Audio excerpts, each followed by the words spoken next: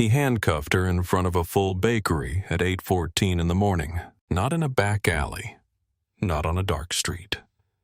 In a warm, bright cafe on Caldwell Street in Harlow, Georgia, where the Edison bulbs glowed amber and the espresso machine hummed and 20 people sat with their lattes and their laptops and watched it happen. She was sitting in the corner. A black woman in a charcoal blazer, natural hair close-cropped, holding a coffee cup with both hands and looking out at the street. That was it. That was the reason.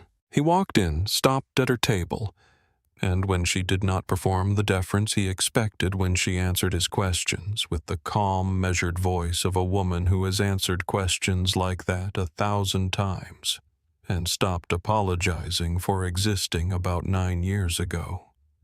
He reached into her blazer, pulled out her badge, wallet, looked at it for exactly 3 seconds and dropped it into a puddle of spilled tea on the counter. He held it by 2 fingers, like something he did not want touching his skin. "Nice prop," he said.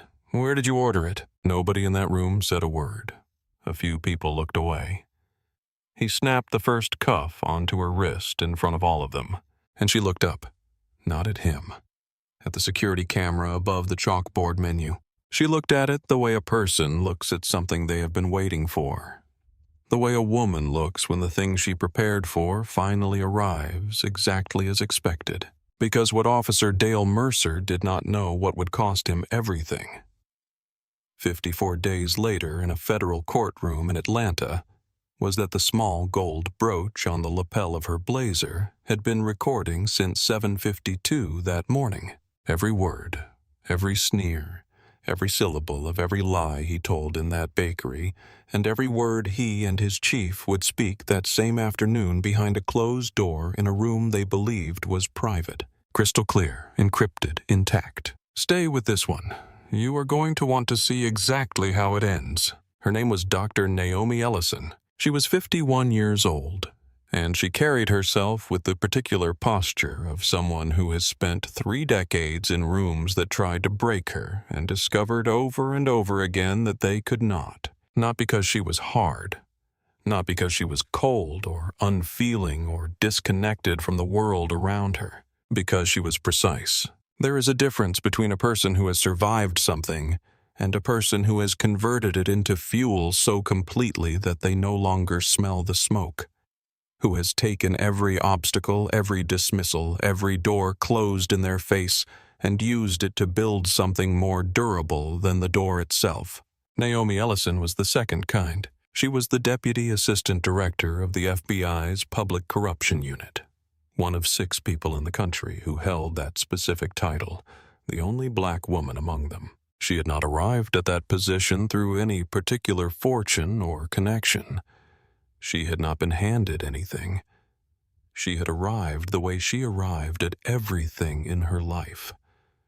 Methodically, step by step.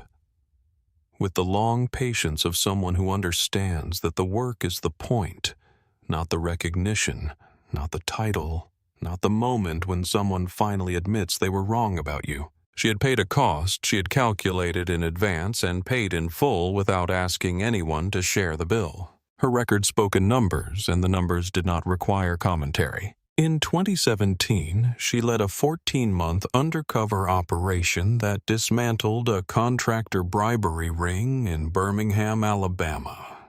9 indictments on a single Tuesday morning before any of the accused had the chance to coordinate a story, before a single phone call could be made, before anyone in the ring had any idea that the walls they thought were solid had been crumbling for over a year. In 2020, she built and executed the prosecution of a sitting state senator in Raleigh, North Carolina, who had been accepting campaign kickbacks from a private prison developer for 7 consecutive years. The senator had believed with the particular confidence of a man who has never been seriously challenged that he was untouchable. He had been wrong about that. Wrong in the specific, irreversible, permanent way that people are wrong when Naomi Ellison has spent 16 months building a case against them. When she is done, there is nothing left to argue. There is only what she has already documented, already proven, already delivered into the hands of people who will act on it. She had testified 3 times before the Senate Judiciary Committee under cross-examination, specifically engineered to rattle her, to make her contradict herself, to make her lose her composure, to make her angry enough to say something they could use. She had not given them a single word, not once, not ever. She was, by any reasonable measure, one of the most accomplished federal law enforcement officers in the country. On the morning of Wednesday, October 9th, what she wanted was a cup of coffee and 20 minutes of quiet before a 9 o'clock briefing with U.S. Attorney Patricia Greer. They had a wire fraud case 22 months in the making, a real estate development company that had been quietly, methodically defrauding municipal pension funds across 3 Georgia counties. School teachers, firefighters, city workers, people who had paid into those funds their entire working lives and had no idea the money was being siphoned away. The grand jury indictment was sealed and ready to file. Today was supposed to be a good day. The kind of day that makes 22 months feel worthwhile. The kind of day you remember years later as the moment something broken finally got fixed. She pulled her government-issued Suburban to the curb on Caldwell Street at 7:53 and sat for a moment with the engine off looking through the windshield at the town. Harlow, Georgia, the kind of suburb where the sidewalks got pressure-washed every spring, where the flower beds outside the bank rotated with the seasons, where the trees lining the main streets had been trimmed to a uniformity that suggested someone had once consulted a diagram and found it satisfying. The oaks along Caldwell had just started their October turn, leaves going amber at the edges. The air through the window was cold and clean, carrying that particular October smell, like something ending gracefully, like something that knows how to leave well. Before she stepped out, she did one thing. She reached up and touched the small gold brooch pinned to the lapel of her blazer. A bar pin brushed gold, the kind a professional woman might wear to a morning meeting without anyone looking at it twice. What it was not was ordinary. It had been standard issue for agents at her level since 2019, manufactured in a Quantico technical workshop by a division that did not appear on any organizational chart available to the public. A division whose work did not get discussed at conferences or listed in budget reports. Inside the casing, a microphone array sensitive enough to capture a whispered conversation from across a quiet room through ambient noise through weather. An encrypted storage chip rated to 96 hours of continuous recording. A transmission buffer that had survived in controlled field tests, direct impact from a vehicle moving at highway speed, and submersion in 20 feet of water. She pressed the back of it once. A faint vibration, barely perceptible and visible to anyone watching, confirmed it was running. She was not expecting to need it today. She activated it every time she left the vehicle. The same way she checked her sidearm. The same way she noted exits when she entered a new room. The same way she cataloged the faces of strangers in unfamiliar places. Not paranoia, preparation. The kind that comes from 24 years of understanding that you never know when the moment arrives until it has already started. She locked the Suburban and walked toward Birchwood Bakery. The bakery occupied the ground floor of a converted brick building between a wine shop and a framing gallery, which told you everything you needed to know about this side of Harlow. The sign above the door was painted deep green. Through the front window, Edison bulbs glowed warm and amber against the gray October morning outside. The interior was the kind of carefully constructed coziness that costs significant money to achieve. Reclaimed wood floors, sealed and polished, exposed brick along the east wall.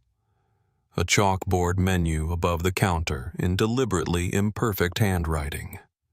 Acoustic music playing at a volume just low enough to seem accidental. At 7:45 on a Wednesday morning, the place was about 2/3 full. Women in expensive athletic wear. Men with noise-canceling headphones and open laptops. An older couple near the window, white-haired and unhurried, sharing a newspaper and a comfortable silence that required no performance. Naomi pushed open the glass door. The bell above it chimed softly. The ambient sound did not stop when she walked in, but it stuttered. A half-beat hesitation, collective and involuntary, the way a room adjusts when something unfamiliar enters its field. The young woman behind the counter looked up. Her name tag read, Deja. She was 24 years old, with dark braids pinned back and the careful, watchful eyes of someone who pays attention to things. Her smile came a quarter-second slower than it had for the customer ahead. A small hesitation, reflexive rather than hostile. The product of 24 years of navigating spaces that were designed with someone else in mind. Naomi cataloged it the way she cataloged everything. Quietly, without reaction, without judgment. Filed and set aside. She ordered black coffee, dark roast, and a blueberry scone. She took the corner table chosen for its sight lines to the door and the full length of the street, not for comfort. She checked her phone. A message from Patricia Greer, grand jury indictment sealed. Filing confirmed for this morning. Good work, Caldwell. She allowed herself one small sip of satisfaction. Then she set the phone face down and picked up her coffee. She had 51 minutes before she needed to be back in the Suburban. At the table nearest the window, an older white woman sat alone with a legal pad and a half-finished cup of tea. Her name was Margaret Osei.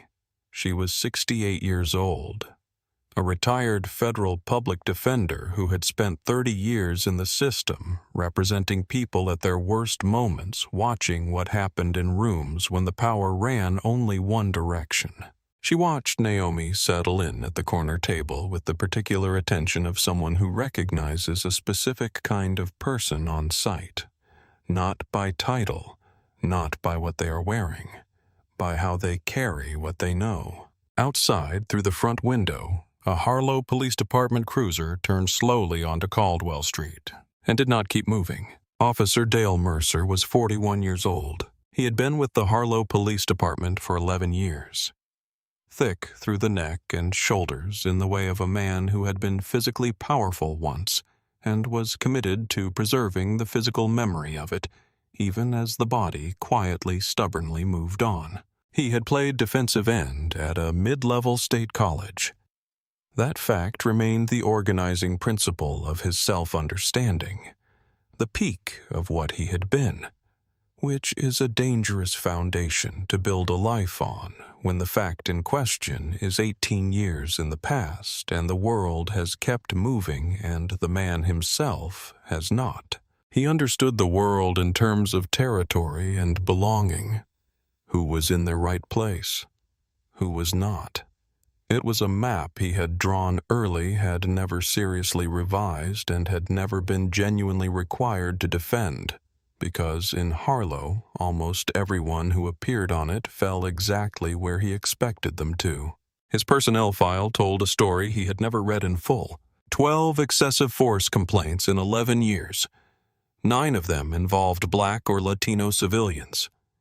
Every single one had been reviewed and closed without a sustained finding by Lieutenant Gary Pruitt, who had been Mercer's patrol partner for his first 3 years on the force, who had stood beside him as best man at his wedding in 2009 and who had signed his name beneath every single exoneration with the steady, practiced hand of a man who does not allow himself to ask certain questions. Nobody in the Harlow Police Department had ever found this arrangement worth examining. Nobody had ever tried.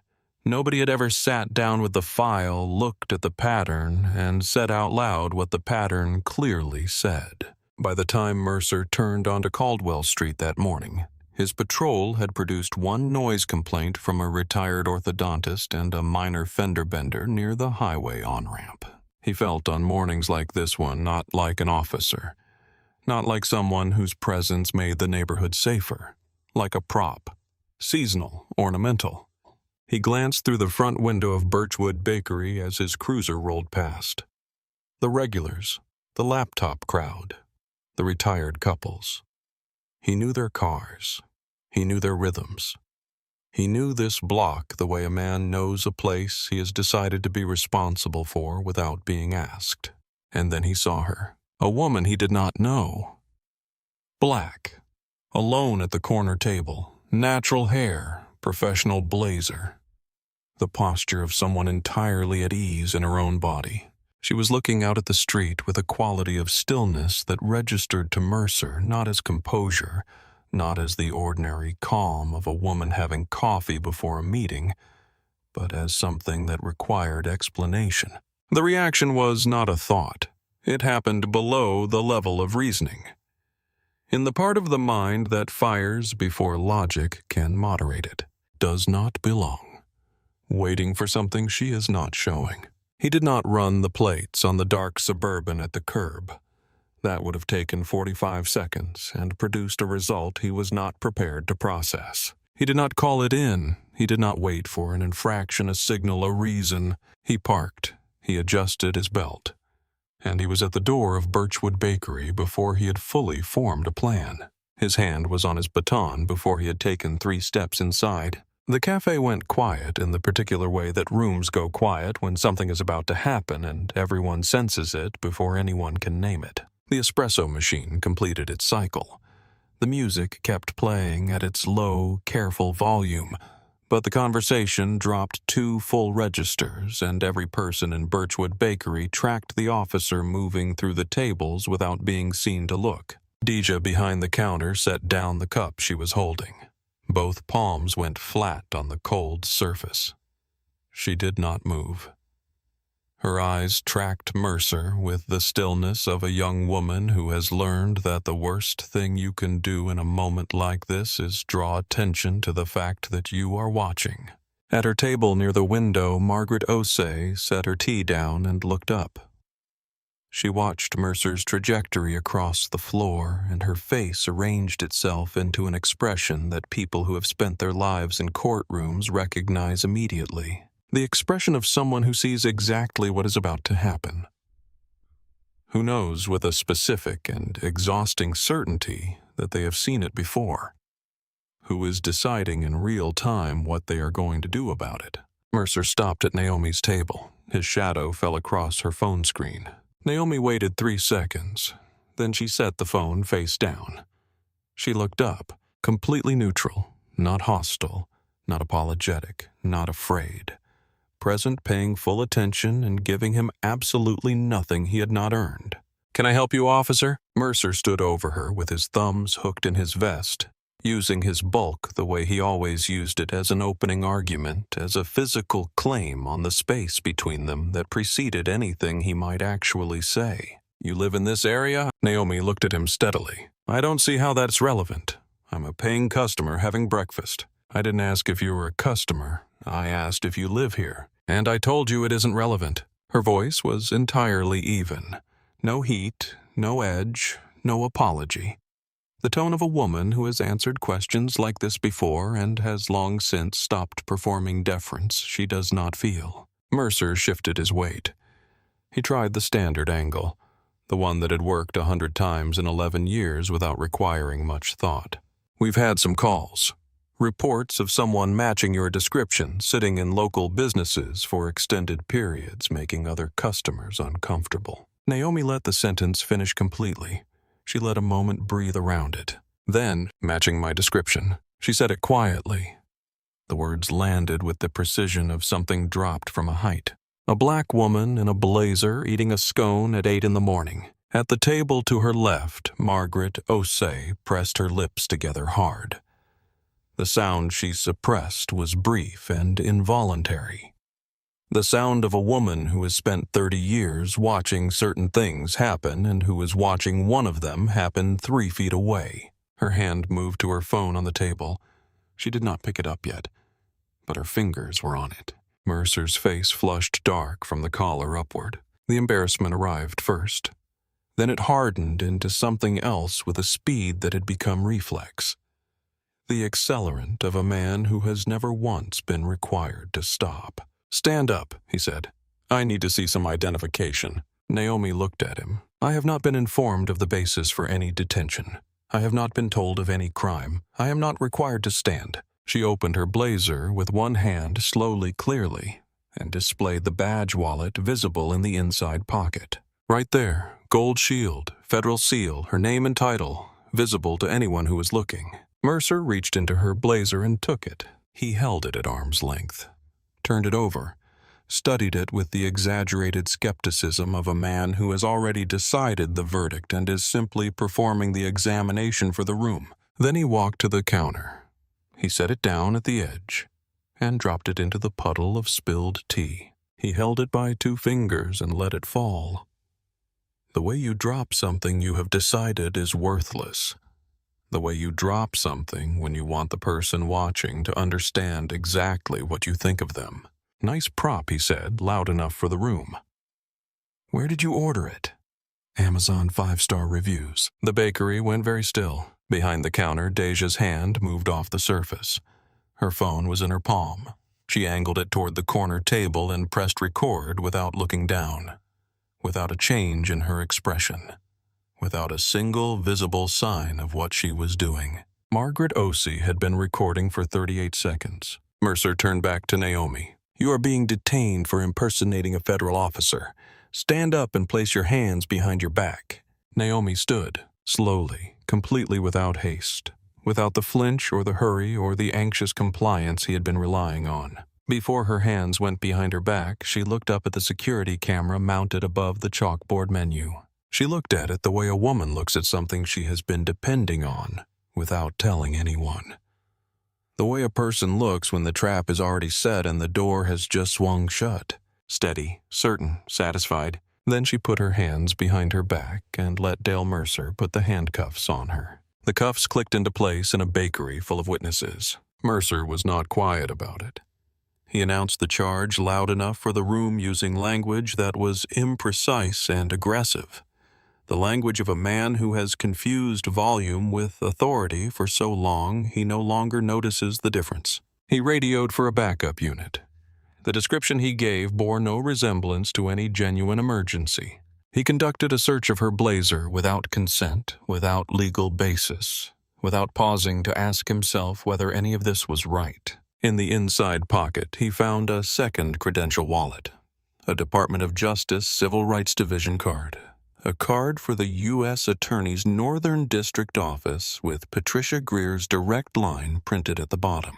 He looked at them for a moment, then pocketed both without logging them. He walked Naomi Ellison toward the door of Birchwood Bakery in handcuffs, past Deja, still recording, face unchanged, past Margaret Osei, whose phone had not moved from its position, who watched Naomi move toward the door with the expression of a woman who has already decided what she is going to do as soon as that door closes, past the retired couple by the window who had not moved, who had not said a word, whose faces were visible in the footage. Outside, the morning air was cold. Naomi moved across the sidewalk to the cruiser with her back straight and her head level. As Mercer's hand pressed down on the top of her head to guide her into the back seat, she pressed the back of her brooch against the doorframe. One press, faint vibration.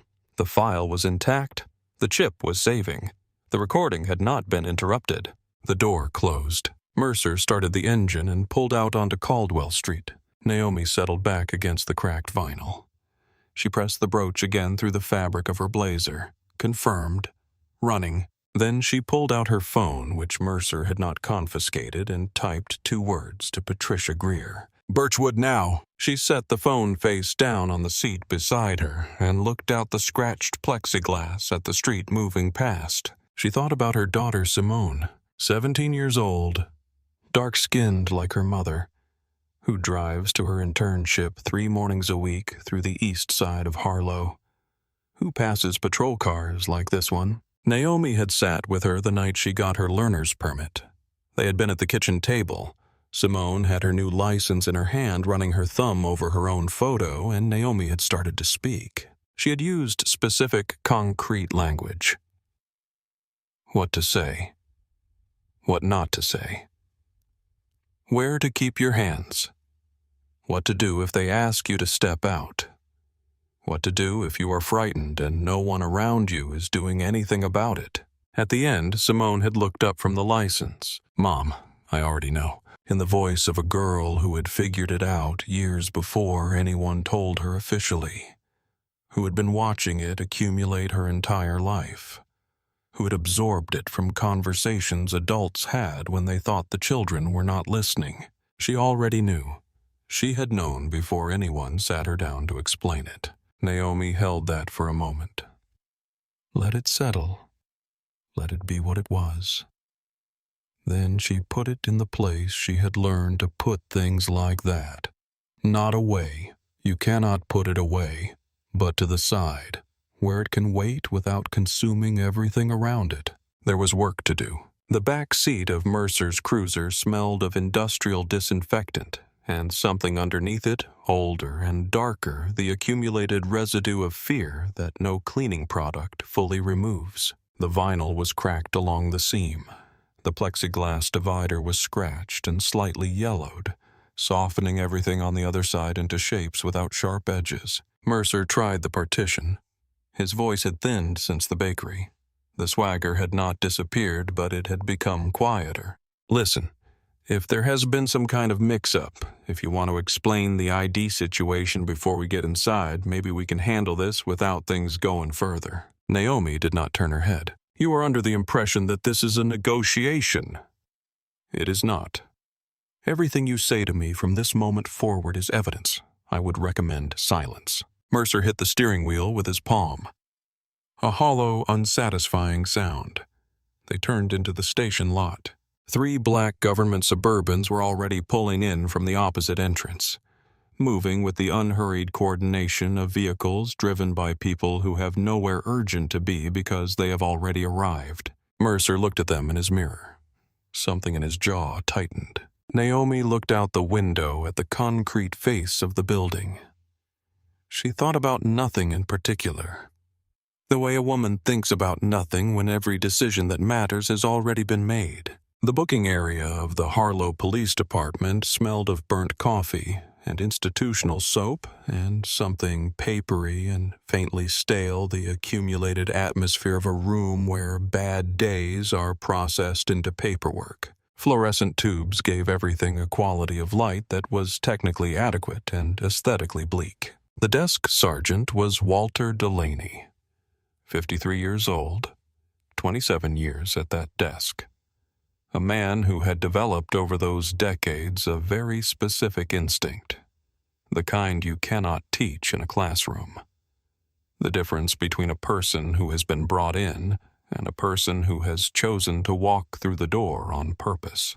He looked up when Mercer pushed Naomi through the entrance. He took in the blazer, the posture, the quality of stillness in her expression. Not the stillness of defeat, not the stillness of fear.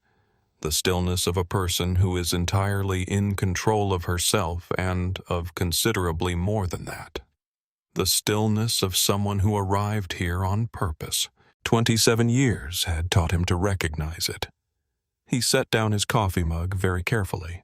He did not pick it up again. Mercer announced the booking in the clipped, compressed tone of a man holding something together through effort alone. Detaining, resisting, impersonating a federal officer. Delaney looked at the blazer again.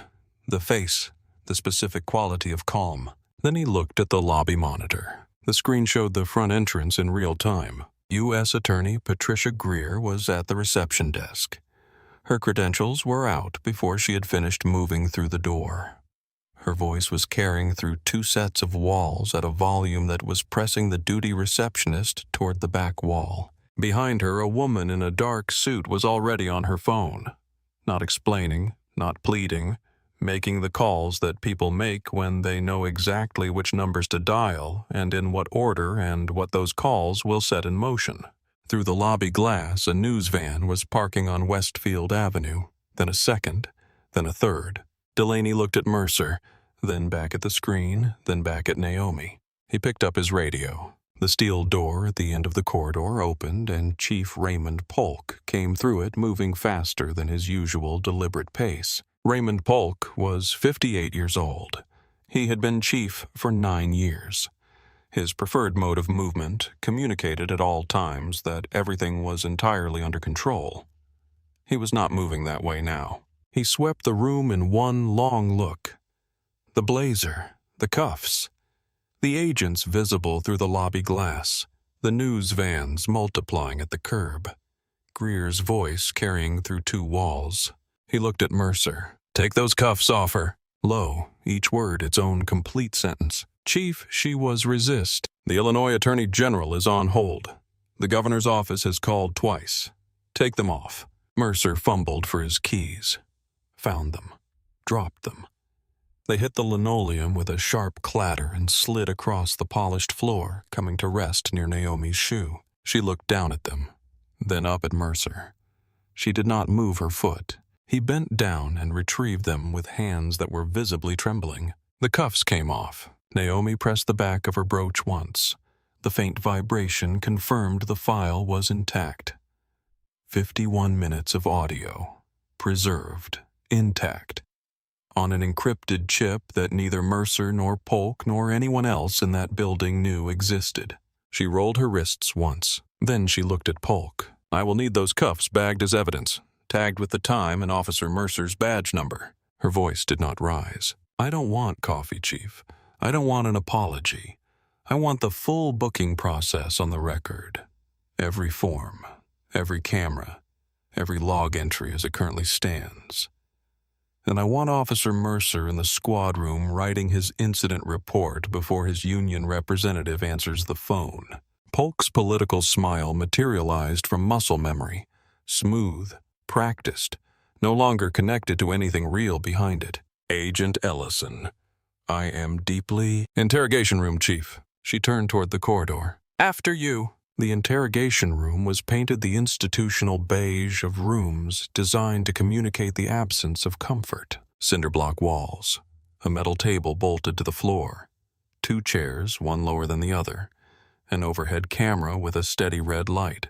Naomi sat in the suspect's chair. She chose it deliberately. She crossed one leg over the other, settled her hands in her lap, and looked at Polk with the patient attention of a woman who has nowhere else to be. Polk began the apology. It was well constructed. He had given versions of it before. The acknowledgement without admission. The concern without liability. The regret without cause. Naomi let him finish every word. Then she placed a single sheet of paper on the table. Mercer's service record, pulled from the federal database on her phone during the ride to the station. 12 excessive force complaints in 11 years. 9 involving Black or Latino civilians. 0 sustained findings. Every single exoneration signed by Lieutenant Gary Pruitt, who was Mercer's patrol partner for his first 3 years, who stood beside him at his wedding in 2009, and who remains the only internal affairs officer in a department of 38. Something moved through Polk's face. A flicker, controlled quickly, suppressed, but visible to someone watching for it. Internal affairs is an independent. Internal affairs in this department is 1 lieutenant and 2 part-time administrators. That lieutenant attended the arresting officer's wedding. She paused. My team in Atlanta pulled his full file within 20 minutes of my call from the back of that cruiser. We are thorough, Chief. We have always been thorough. The meeting lasted 14 minutes. When Naomi walked out, Polk closed the interrogation room door behind her. He stood alone for a moment, staring at the surface of the metal table. Then he went and found Mercer. He closed his office door. He drew the blinds. He turned off his body camera. He opened his administrative terminal. Tell me everything, he said. All of it. Nothing left out. Mercer told him every detail, every exchange, from the window of the cruiser to the interrogation room door closing. When he finished, Polk was quiet for a long time. Then he opened the CAD system using his administrative credentials, the ones that gave him access to every log the department had ever produced. His fingers moved over the keyboard with the steady deliberation of a man talking himself down from a ledge while insisting the ground beneath him is level. He created a new entry, call type suspicious person. Anonymous caller reports black female acting erratically refusing to leave premises. Possible disturbance. He set the timestamp to 7:49 in the morning. 23 minutes before Naomi had parked on Caldwell Street. 64 minutes before Mercer had ever turned onto that block. He hit enter. The entry slotted into the dispatch timeline, sitting between real calls on either side, formatted identically, invisible against the morning's legitimate record. Mercer stared at the screen. "It looks real. It is real now," Polk said. He leaned back. The exhale he released carried no relief. When her attorney subpoenas the logs, this is what he finds. A welfare check.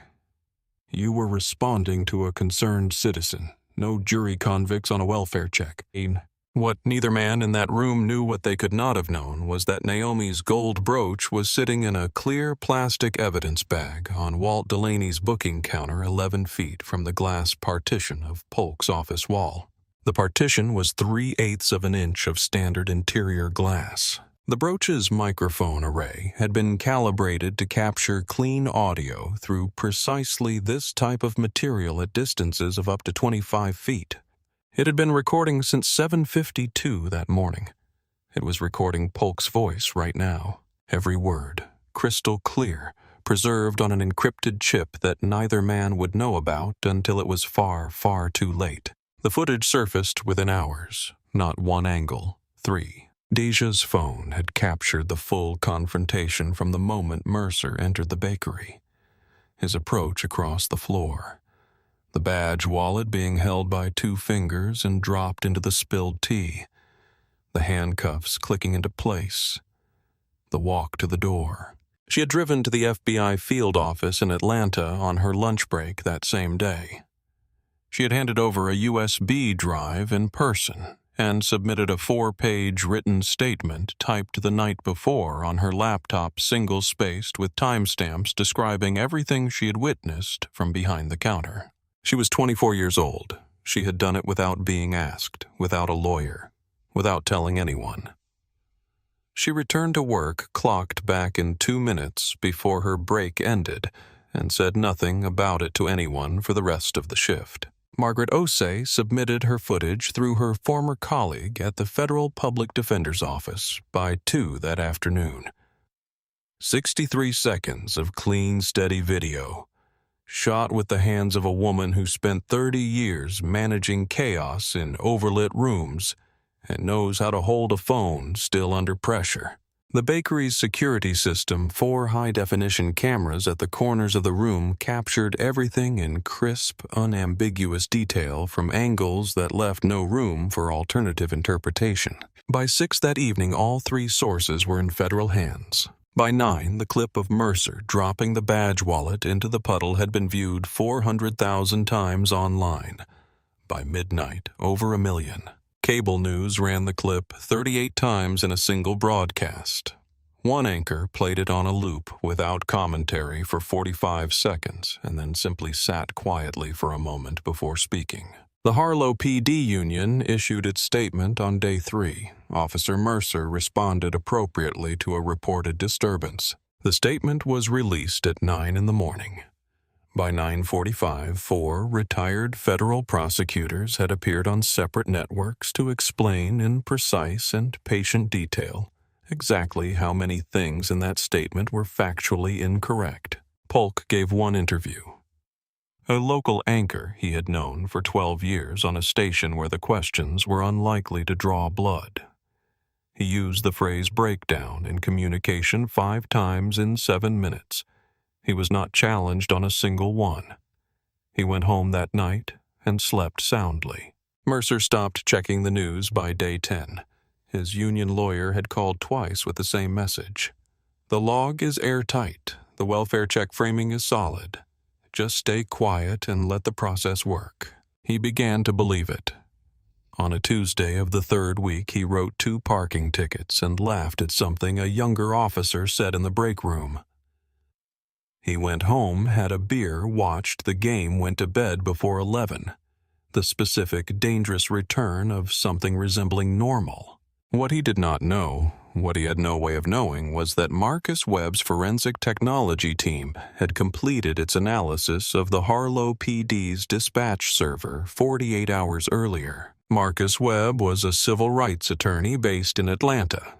He occupied the 31st floor of a glass tower on Peachtree Street. 23 years of practice. A reputation that had a way of making city attorneys check their liability coverage before they returned calls. He had filed his appearance in Ellison versus City of Harlow on day 12. Filed it himself, not delegated a word of it. U.S. Attorney Patricia Greer had opened the formal civil rights investigation into the Harlow PD retroactive to the earliest complaint on Mercer's file the same day. The pattern document that Naomi's team produced was 53 pages long. It cross-referenced 11 years of complaint dates with Pruitt's exoneration signatures and produced a statistical analysis so clean and so complete that 3 separate federal prosecutors who reviewed it said the same thing in 3 different ways. This is not coincidence, this is a structure. This has been operating for years. Webb subpoenaed the complete dispatch logs on day 14. His forensic technology team completed its analysis of the Harlow PD's computer-aided dispatch server under federal subpoena in the 3rd week. 51 pages. Tabbed. Color-coded. Server metadata showing the exact keystrokes, the exact credential login, the exact modification timestamp. A log entry created at 11:17 in the morning using Chief Raymond Polk's administrative credentials with a timestamp manually adjusted to 7:49 in the morning. Created 88 minutes after Naomi Ellison was already in the building. After the cuffs were off. After the interrogation room meeting was over. After everything was already documented, photographed, and in federal hands. Webb sealed the report in a folder. It would be opened on a Tuesday morning in a conference room 31 floors above Peachtree Street. 5 weeks after a woman in a gold brooch had looked up at a security camera above a bakery chalkboard menu and pressed the back of a lapel pin to confirm that the recording was intact. Polk attended a county business association dinner that Friday, shook hands with the county commissioner, had the salmon, finished 2 glasses of wine, slept soundly. He did not know what Tuesday would bring. The conference room at Webb & Associates occupied the full south corner of the 31st floor. Floor-to-ceiling glass on 2 sides. An unobstructed view of the Atlanta skyline on a clear November morning. A mahogany table 14 feet long. Chairs on one side set 2 inches lower than the other, the difference barely perceptible and entirely deliberate. Mercer and Polk sat on the lower side. Between them, Sandra Rowe, the Harlow City attorney, 56 years old, a woman who had spent her career managing problems that were by definition containable. She had a legal pad, a pen she had not stopped clicking for 9 days, and the pervasive smell of antacids that had followed her since the moment she first saw the footage. Across the table, Naomi Ellison and Marcus Webb. At the table's head, a court reporter, fingers poised. In the corner, a video camera's red light blinked with the patience of something that does not tire. Webb spent the first 20 minutes on background. Mercer's training record, his commendations, his disciplinary history, unhurried, methodical, building something whose architecture was not yet visible. Mercer answered smoothly. 5 weeks of reconstruction had assembled his confidence into something that almost felt like the original. The log was in discovery. Webb had already seen it. A welfare check before the stop. Clean, time-stamped, formatted identically. This was paperwork. Just paperwork. Officer Mercer Webb set both hands flat on the table. Let's talk about the morning of October 9th. Why did you enter Birchwood Bakery? I was responding to a dispatch call. Report of a black female acting erratically. Possible disturbance. Anonymous tip came across my terminal before I turned onto Caldwell Street, and you received this call before you entered the cafe. You did not enter based on personal judgment and construct a justification after the fact. Correct. I followed protocol. I received a call. I responded to it. Webb asked the same question 2 more times, rephrased each time. Mercer confirmed it under oath on the record with the steady jaw of a man whose lie had calcified into something that no longer felt like one. Then Webb turned to Polk. Chief Polk, you submitted the department's complete dispatch logs as part of discovery. Can you confirm those logs accurately reflect all calls received on October 9th, that no entries were created, modified, or backdated after the fact? Polk adjusted his cufflinks. I can confirm that I personally reviewed and submitted those logs. The call in question predates Officer Mercer's stop. Sandra Rowe stopped clicking her pen. The silence lasted 2 seconds. It had a texture, a density, the stillness of air before significant weather. She had been in enough rooms to recognize the feeling. She could not yet name its source. Her hand went still on the legal pad. Webb reached into his briefcase. The motion was entirely unhurried. He removed a USB drive.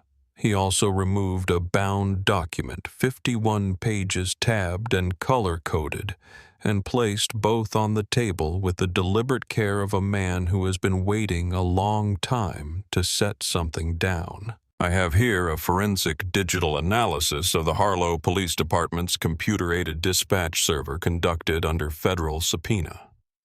The analysis identifies a log entry created at 11:17 in the morning on October 9th, using Chief Polk's administrative credentials with a timestamp manually adjusted to 7:49 in the morning. He let that sit in the room for 4 full seconds. But more relevantly, Webb plugged the USB into the laptop. He turned up the volume. Polk's voice filled the conference room. Clean. Unmistakable. Without distortion. The audio quality of a recording made 11 feet from a state-of-the-art microphone array through 3/8 of an inch of standard interior glass. When her attorney subpoenas the logs, this is what he finds. A welfare check. No jury convicts on that.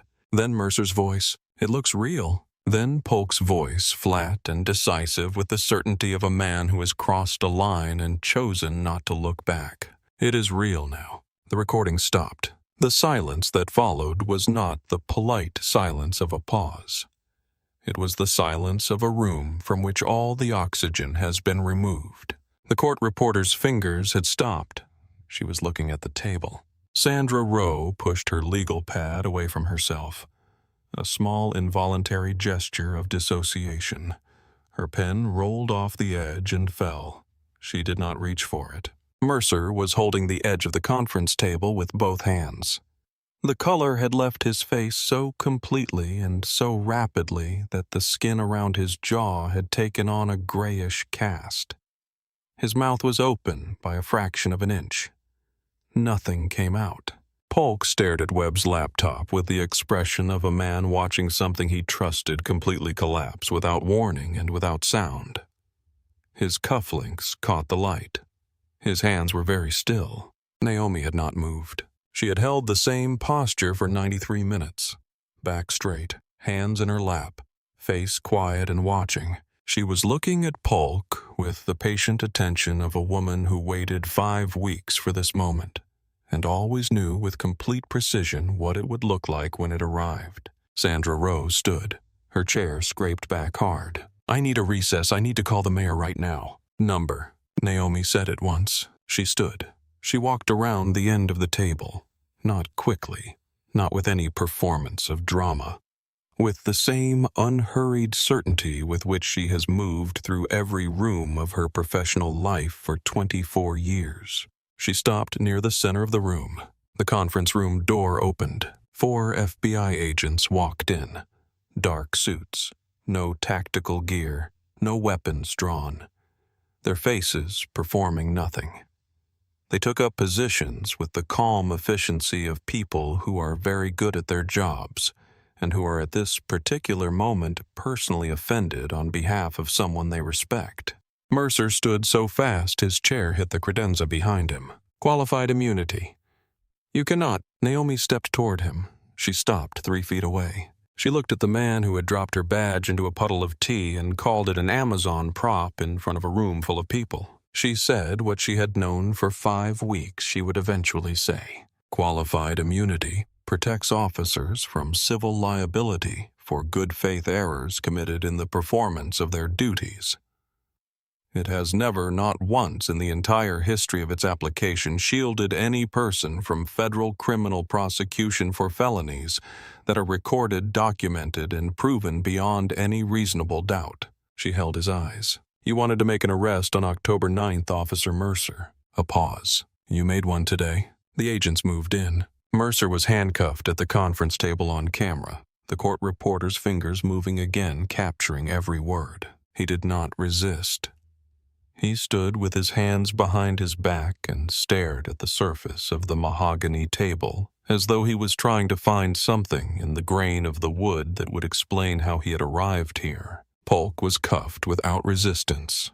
He had moved past resistance into an inert, exhausted stillness that looked like composure from a distance but was the complete absence of any viable alternative. The lead agent placed a warrant in front of Sandra Rowe. Webb looked at her. $5.2 million. Federal consent decree. Bureau of Justice Statistics oversight of the Harlow Police Department. Minimum 5 years. You have until 5 o'clock to call the mayor. Sandra Rowe's voice when it came was barely audible. I'll draft the check. The federal courthouse in Harlow was packed to capacity for sentencing. The press gallery was full. The public gallery stood at the back. Citizens of Harlow who had driven past the same patrol car for 11 years without once asking what it was doing in that particular spot, without once looking at a complaint record, without once asking why the same officer kept appearing in the same kinds of incidents with the same kinds of outcomes. They were here now. The change in the 2 men at the defense table was stark enough to constitute its own statement. Mercer had lost 17 pounds in pre-trial confinement. His civilian suit, the best one he owned, was too large at the shoulders. He sat with his hands folded, and his hands were not steady. He had aged in the specific way of a man from whom the badge, the uniform, the 11 years of institutional armor have been removed all at once, leaving only what was always underneath. Polk sat very still, not the stillness of composure, the stillness of exhaustion. Judge Clara Moss entered without ceremony. 17 years on the federal bench. Her reputation built on one consistent principle: the degree of trust placed in a public official is the precise measure of the offense committed. She adjusted her glasses. She looked at her papers. Then she looked at the 2 men at the defense table with the unhurried attention of a woman who has made difficult decisions for 2 decades and has never once confused difficulty with doubt. She looked at Mercer first. You were issued a badge, a uniform, and the sworn authority of the state of Georgia. On the morning of October 9th, you chose to use that authority as an instrument of personal prejudice. You did not stop Dr. Ellison because she had done anything wrong. You stopped her because the combination of her race, her bearing, and her presence in a neighborhood you had appointed yourself to gatekeep offended a conviction you have carried by the evidence of your own conduct record for the entirety of your career. Mercer looked at the table. A muscle in his jaw moved. The judge's voice had not raised. If anything, it had dropped. The way a voice drops when the words no longer require volume to carry weight. You did not make a mistake in that bakery. A mistake implies a departure from your values.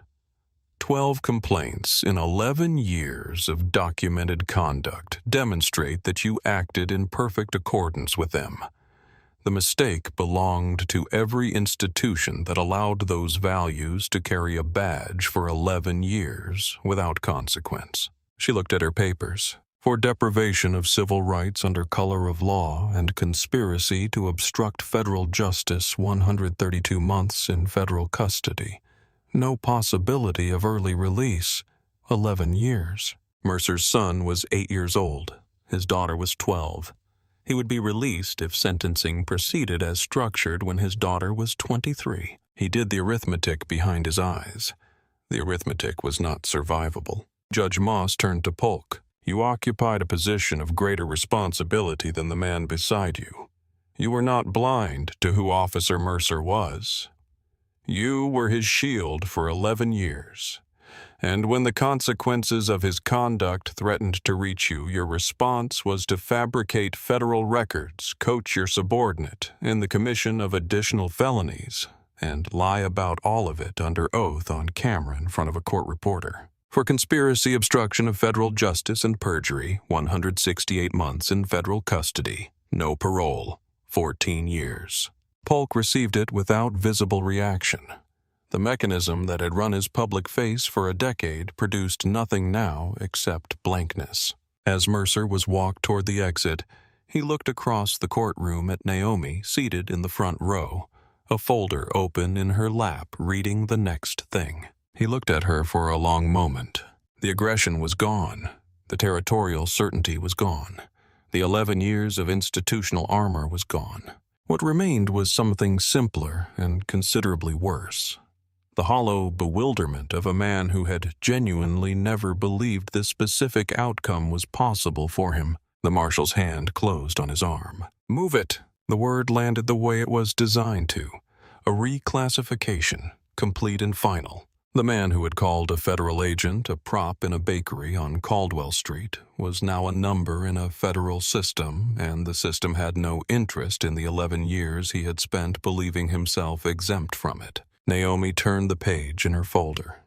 There was work to do. The city of Harlow's liability insurer invoked the willful misconduct exclusion.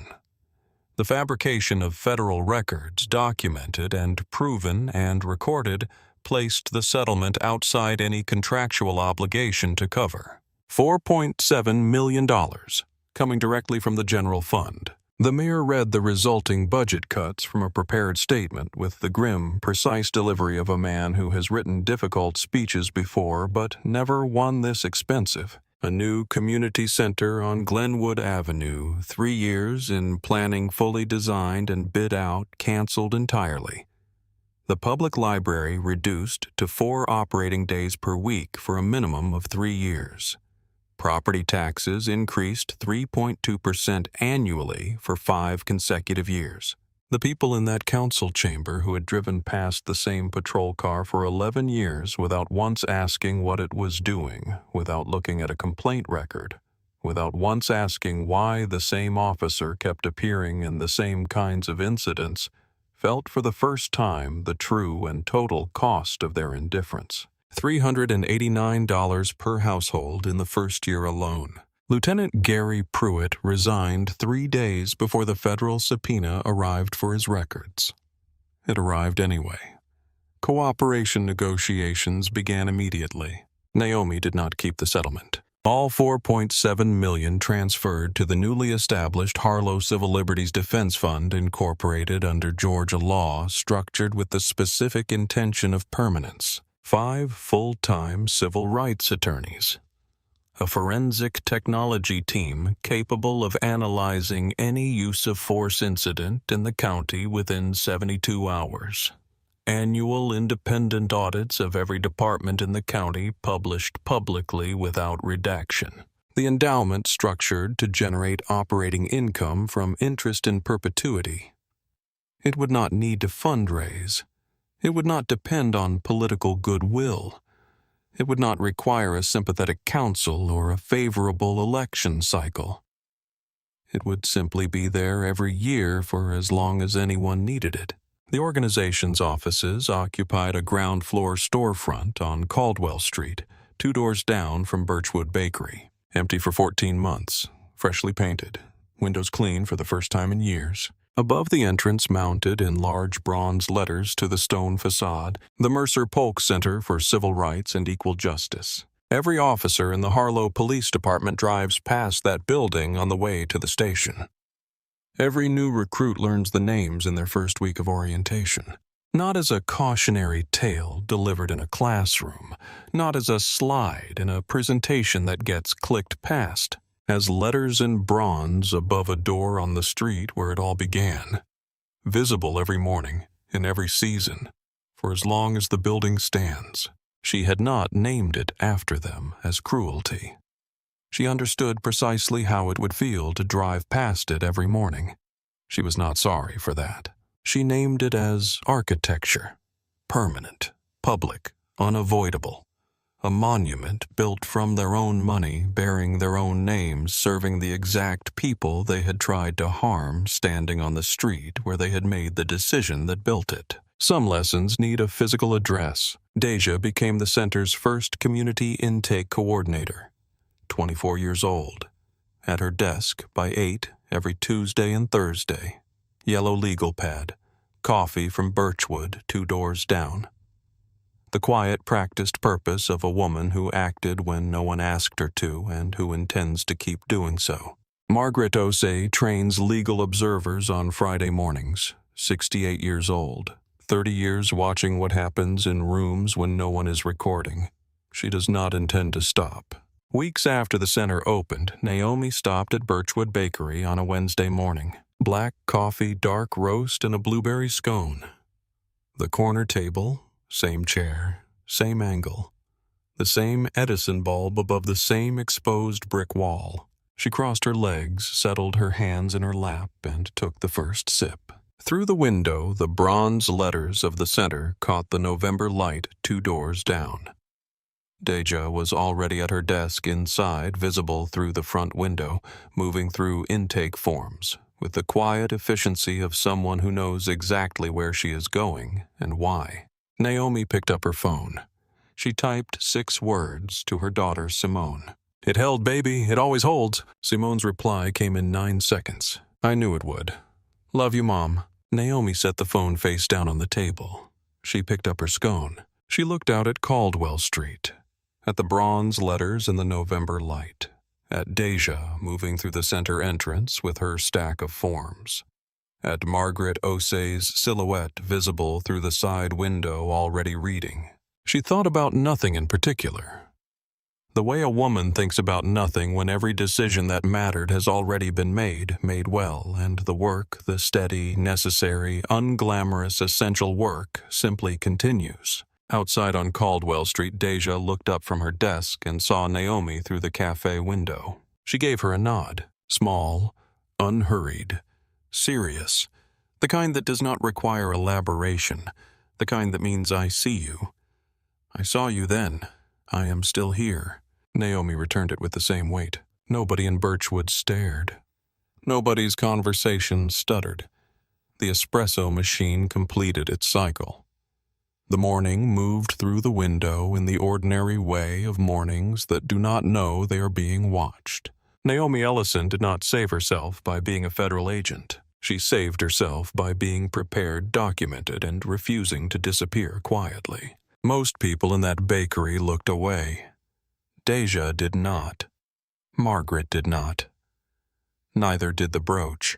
You do not need a badge to do what they did. You just need to decide not to look away. If this story hit you the way it hit me, please subscribe to our channel. More stories like this one are coming. Drop your city in the comments below. Tell me where you're watching from. Because the street is still there. The bakery is still there. The cameras are still there. And so are the people behind them. There are people who walk into a room and immediately change its temperature. Not because they are loud. Not because they demand attention or wear something that commands it or say things designed to establish their standing before anyone has a chance to question it. But because something in the way they carry themselves, the set of the shoulders, the quality of the stillness, the eyes that move across a space and miss nothing communicate something that cannot be faked and cannot be taught. It is the product of years, decades, of rooms that tried to break them and did not. Dr. Naomi Ellison was that kind of person. She had not always been. That is the part people never tell you about people like her. She had been once a 23-year-old woman sitting in a federal building in Washington, D.C. for the first time in a suit she had bought on layaway from a department store in Memphis, Tennessee, because her mother had told her that you show up to important things dressed like you already belong in the room, even when every other signal in the room is telling you that you do not. She had been the only black woman in that hiring class. Not one of a few, the only one. She had noticed it immediately, cataloged it, filed it, and made a decision before the orientation was finished. She was going to be the best in the room. Not because she had something to prove. Because she had a job to do, and the job mattered, and doing it badly was not an option she was willing to entertain. 24 years later, she sat in the corner of a bakery in Harlow, Georgia, with a coffee and a scone and a sealed grand jury indictment waiting to file, and she looked out at a cold October street with the same certainty she had carried since that first morning in Washington. She knew exactly who she was. She knew exactly what she was doing. She knew exactly what she was prepared for. What she did not know yet was that today was going to require everything she had prepared. Not the case, not the indictment. All of it. Every reflex built over 24 years of doing this work in rooms where the rules were stacked against her, and she had learned over time not to be surprised by that, but to use it. 11 feet from the glass partition of Raymond Polk's office, the gold brooch sat in its evidence bag on the surface of the booking counter, and the microphone inside it listened. It did not know what it was recording. It did not know that this would matter. It was a device. It was doing what it was designed to do. But the woman who had pressed it once that morning before leaving the Suburban, the woman who had touched it with the practiced reflex of someone who does this every day, who had not expected to need it today and had activated it anyway, because that was the rule she had made for herself, and she did not break her own rules, that woman knew. She had known when Mercer walked into the bakery. She had known when he stopped at her table. She had known when he reached for her badge wallet and held it by 2 fingers and let it drop. She had known what kind of man he was within 30 seconds of him entering the room.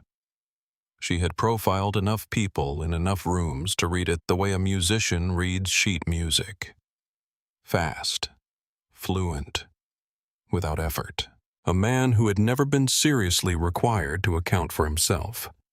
A man who had been protected quietly and consistently by a system of informal arrangements that none of the participants had to acknowledge out loud because they all understood the arrangement without ever discussing it. She had known what he was going to do. What she had calculated in the 3 seconds between him stopping at her table and him demanding she stand was not whether to comply.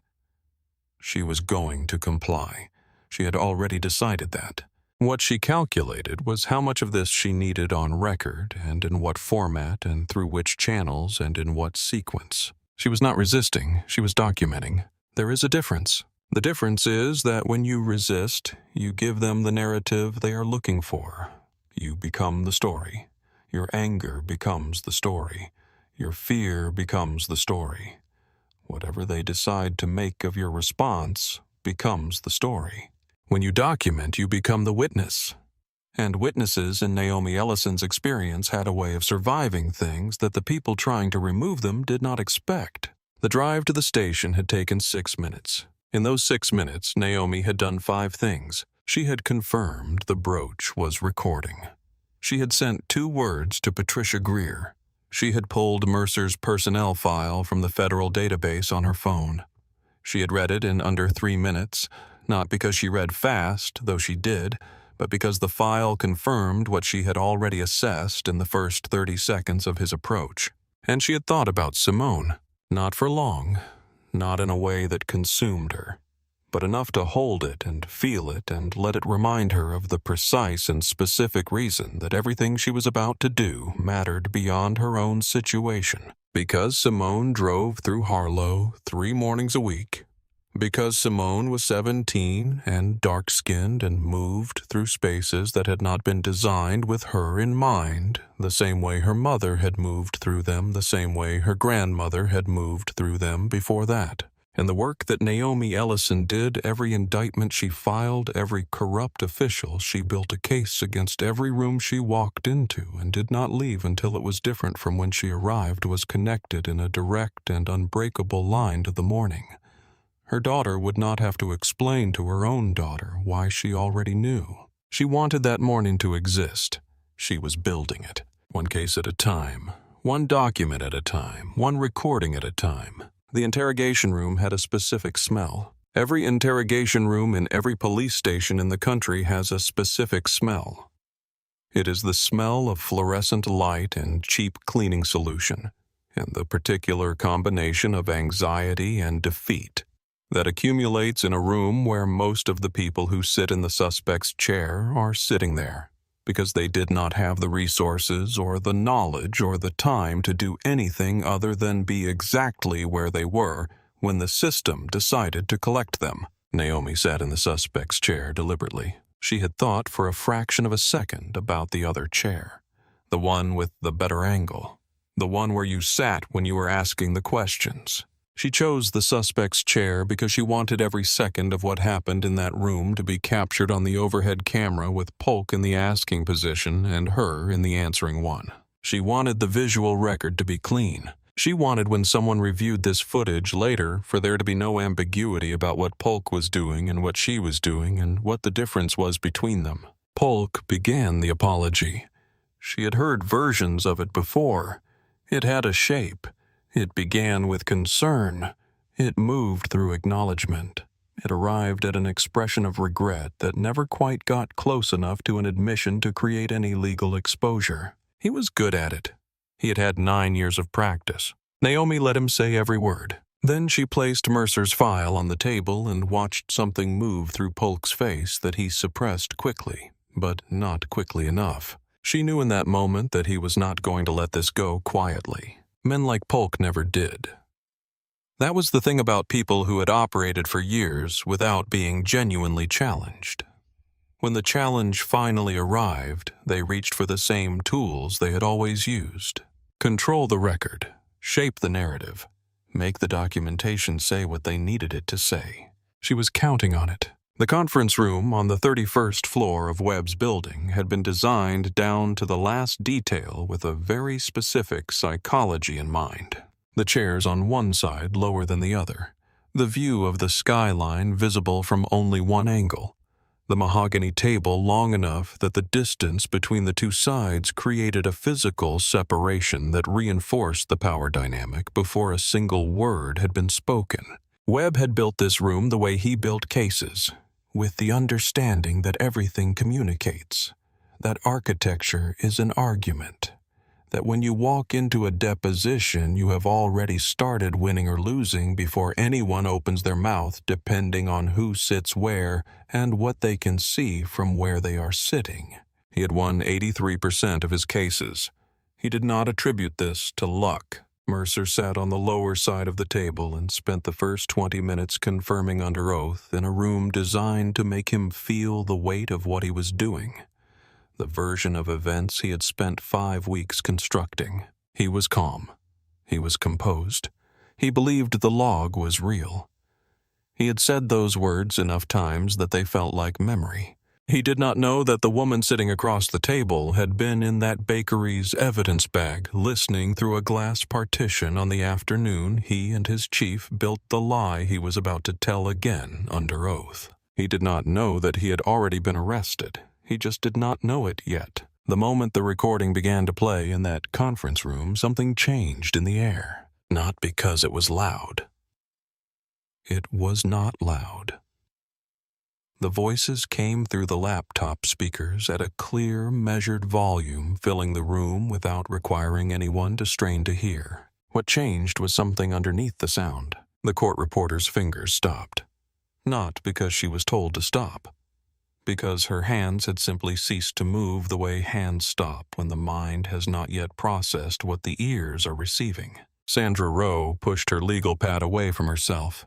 A gesture so small and so involuntary that she almost certainly did not know she had made it. Mercer gripped the edge of the table with both hands, not because he was bracing for something physical, because his body had understood before his mind caught up that the floor he had been standing on for 5 weeks had just opened. Polk stared at the laptop. He was a man who had been the author of his own story for 9 years, who had controlled the record, who had shaped the narrative, who had known always which version of events would survive the morning because he was the one who decided which version of events the morning would see. He was watching the end of that, Not the dramatic, loud, obvious end that people imagine when they picture a powerful man being brought down. The quiet end. The end that happens when someone who prepared more carefully than you did simply places a document on a table and presses a button. The flat, irrefutable end. Naomi had held the same posture throughout. She had not leaned in when the recording played. She had not moved to watch their faces. She had watched. But she had done it without movement. The way a person watches who has already seen this before and knows exactly how it goes. When it was over, she stood. She did not move quickly. She moved with the same unhurried certainty with which she had moved through every room of her career. The certainty of a woman who has earned the right to take exactly as much time as she needs. She stopped near the center of the room and she said the words she had known for 5 weeks she would eventually say. And when the agents moved in, and the cuffs went on and Sandra Rowe's voice came through barely audible, "I'll draft the check." What Naomi Ellison felt was not triumph.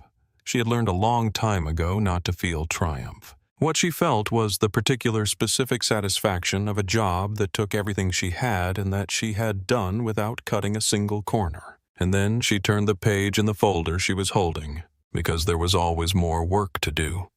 There was always another case, another file, another room that needed someone to walk into it prepared. She had spent 24 years being that person. She intended to keep going. The bronze letters above the door of the Mercer-Polk Center caught the light on Caldwell Street in November, in the way that bronze always catches light when it has just been installed. Not warm yet, not worn yet, still new enough that it announced itself. Every officer in the Harlow Police Department drove past it on the way to the station. Some of them read it, some of them looked away, but they all knew what it said. They knew whose money had built it. They knew whose names were on it. They knew what the building inside it was for. And in their first week of orientation, every new recruit was told the story. Not to shame them, not to frighten them, but because some things need to be said out loud in a room full of people who are about to go out and represent something so that they understand what representation means and what it costs when it is done wrong. The story of the morning of October 9th in Harlow, Georgia. The woman in the corner table. The badge wallet dropped in the puddle. The brooch. The 51 pages of forensic analysis. The 41 minutes of audio captured through 3/8 of an inch of glass. The conference room on the 31st floor. The 2 men who sat on the lower side of the table and confirmed under oath a lie that had already been recorded. Some lessons need a physical address. This one had 2. The building on Caldwell Street 2 doors down from the bakery, and the federal facility where Mercer and Polk would spend the next decade. Naomi Ellison did not name the building to make them suffer. She named it because she understood after 24 years in this work that the only consequences that change behavior are the ones that cannot be ignored, that last in the room after the meeting is over, that sit in the chair beside you when you eat lunch, that ride in the car with you on the way to work in the morning. The letters in bronze above the door would be in the car with every Harlow officer from now until the building was gone. She was not sorry for that. She was, if anything, satisfied by the precision of it. The same way she was satisfied by the precision of a well-built case. The same way she was satisfied by the particular sound of a sealed indictment being filed. The satisfaction of something done correctly, of a consequence that fit, of a lesson that had a physical address. She had been the kind of student who read everything twice, not because she was slow, because she understood earlier than most that the first reading tells you what something says and the second reading tells you what it means. Her mother had a saying, "You do not get to choose whether the world is harder for you than it is for other people. You only get to choose whether that hardness makes you stronger or makes you stop." Naomi had made her choice at 14 and had not revisited it since. At 14, she had watched her father, a postal worker with 22 years of service and a spotless record, get passed over for a supervisory position that was given to a man with 11 years of service and 2 formal complaints in his file. Her father had not said much about it at home.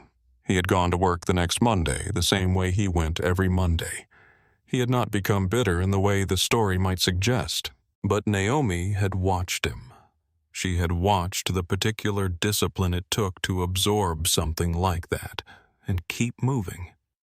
She had cataloged it, she had filed it, and she had decided that she was going to build something that the people who made those decisions would not be able to manage with a closed door and a phone call. She was going to build cases. She was going to build them so carefully, so thoroughly, so precisely that when she opened them in a room, there was nothing left to argue, nothing left to explain away, nothing left to quietly settle with a check and a non-disclosure agreement and a quiet understanding that no one was going to say anything more about it. She had been building cases for 24 years. She was very good at it. The thing about documenting evidence is that it requires patience, not the passive patience of waiting. The active patience of a person who is building something and understands that the building takes exactly as long as it takes, and rushing it produces a structure that will not hold. Naomi had activated the brooch that morning as a matter of habit. She did not expect to need it. She had expected a cup of coffee, a quiet 20 minutes, a sealed indictment, a good day. What she had instead was a man who had spent 11 years operating on the assumption that no one was watching him carefully enough to catch him in the act of being exactly who he was. That assumption had been built on years of evidence. 12 complaints, 9 exonerations signed by a friend, a system of informal protection so thoroughly embedded in the department that no one within it had ever been required to name it out loud. What Mercer had not calculated, what he could not have calculated, was that the woman sitting in the corner table at Birchwood Bakery that morning had spent 24 years learning to document exactly what he thought he could hide. She had done it in rooms where the stakes were higher than this one. Organized crime operations, political corruption, federal judges with friends in the right places. She had built cases against people who had far more protection than Dale Mercer and far more resources to defend themselves with and far more experience at making evidence disappear. She had won everyone, not because she was relentless, because she was patient, because she understood that a case built correctly does not need to be forced through. It walks through the door on its own. Because the truth, properly documented and properly timed, is heavier than anything you can put on the other side of the scale. She had learned that from 30 years of watching it happen, from building it herself case after case, document by document, timestamp by timestamp, from the particular satisfaction of watching a room go quiet in exactly the way that conference room went quiet when the recording began to play. That silence, that specific silence, was the sound of a case built correctly arriving at its destination. She had heard it before. She had known she would hear it again. What she had not expected was that the case would be her own.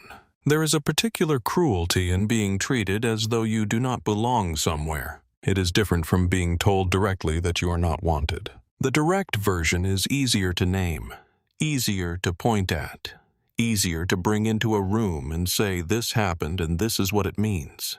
The indirect version is different.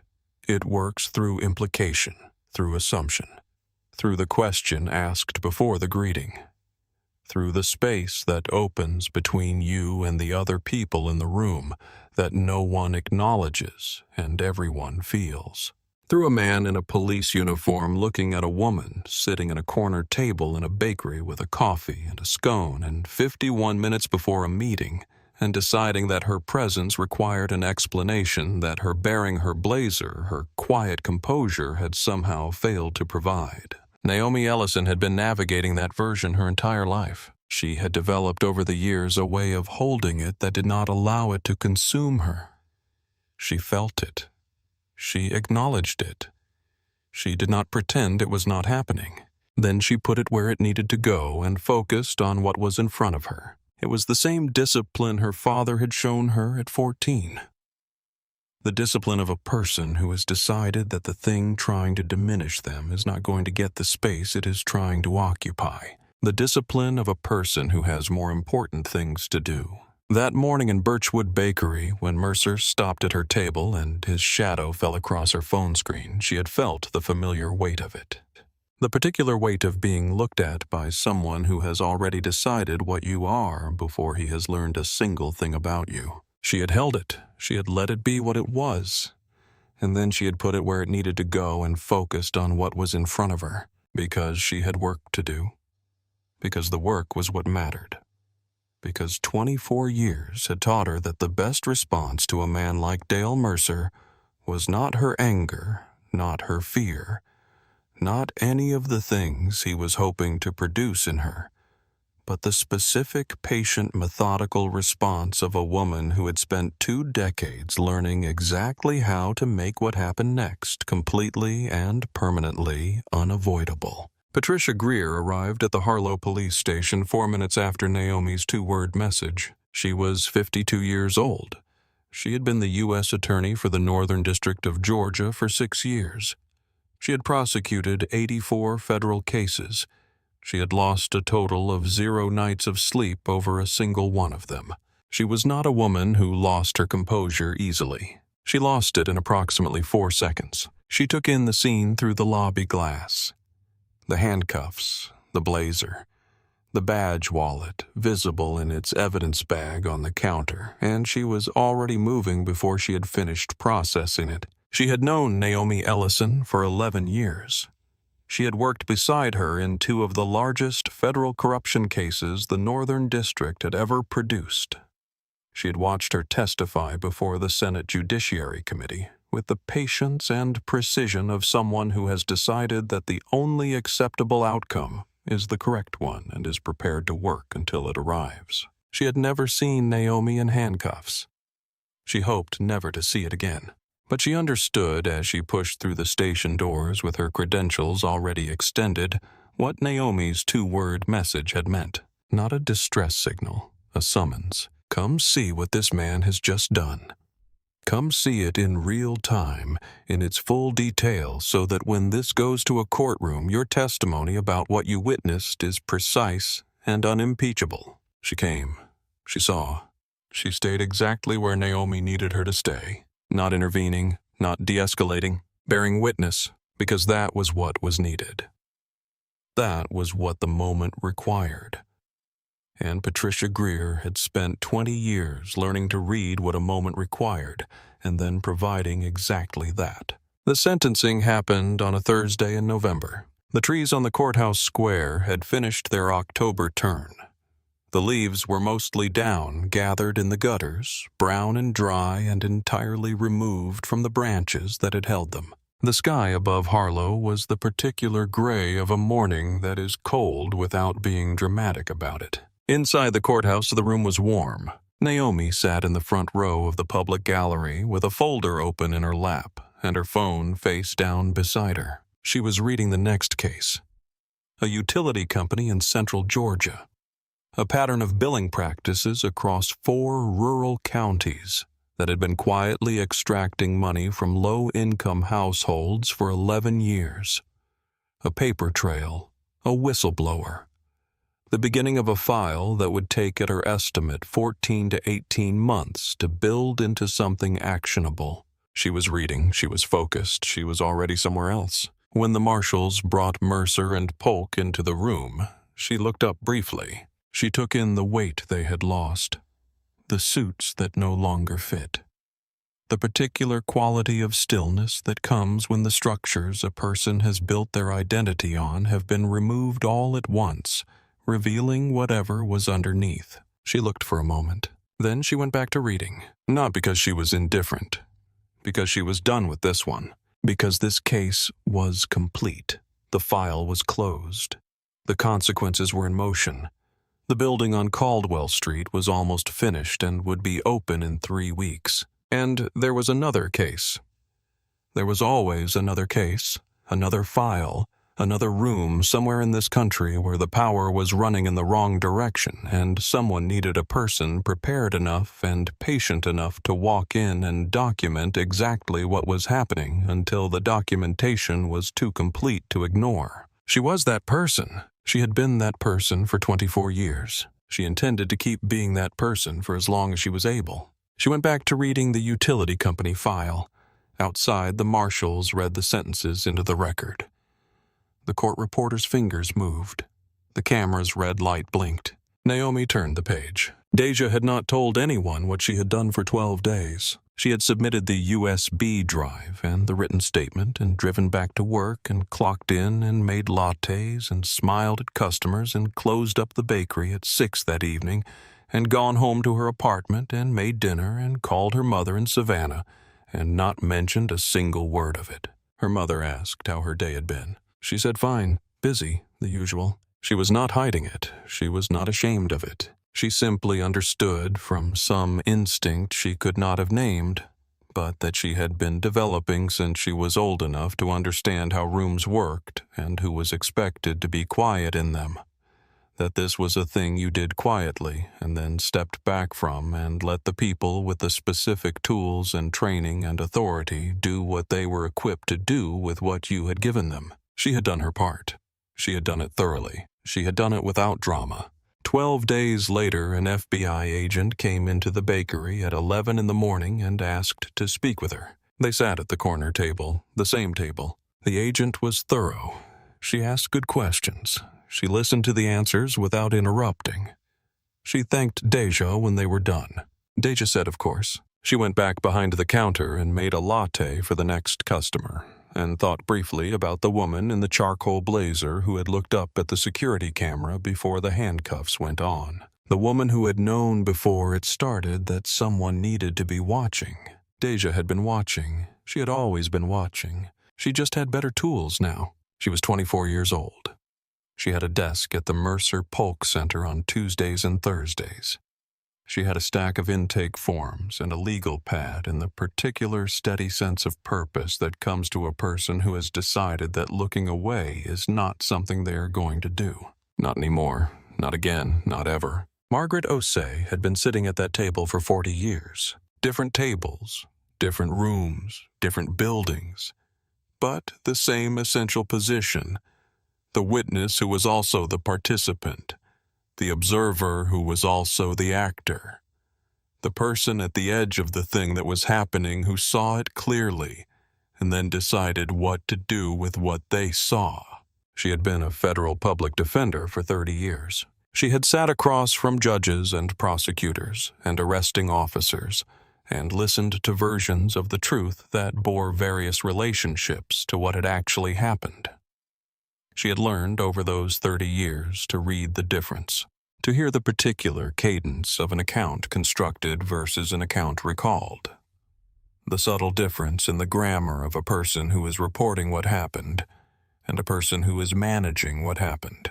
She had heard both many times in many rooms. When Mercer stopped at Naomi's table that morning, Margaret Osei knew within 30 seconds what she was watching. She had pressed record because that was the correct thing to do, and she had spent 30 years learning what the correct thing was and doing it. She had submitted the footage through a former colleague because that was the appropriate channel, and she knew which channels were appropriate, and had built 30 years of relationships in those channels. She had sat at the window of the center on Caldwell Street every Friday morning since it opened and trained legal observers because that was useful work and she was capable of doing it and there was no good reason not to. She was 68 years old. She had, after 30 years of this work, one consistent and simple understanding of what the job required. You show up, you watch, you document, you use what you have to do what you can. And then you show up again the next week. That was it. That was the whole thing.